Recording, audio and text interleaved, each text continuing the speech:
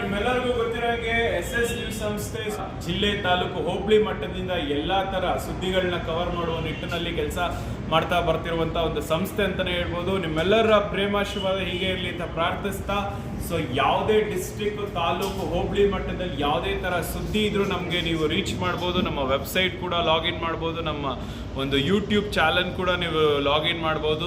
SS news media ಅಂತ ನೀವು ಯೂಟ್ಯೂಬಲ್ಲಿ ಹೋಗಿ ಸರ್ಚ್ ಮಾಡಿದ್ರೆ ನಮ್ಮ ಚಾನಲ್ದು ಒಂದು ಲೋಗೋ ಬರುತ್ತೆ.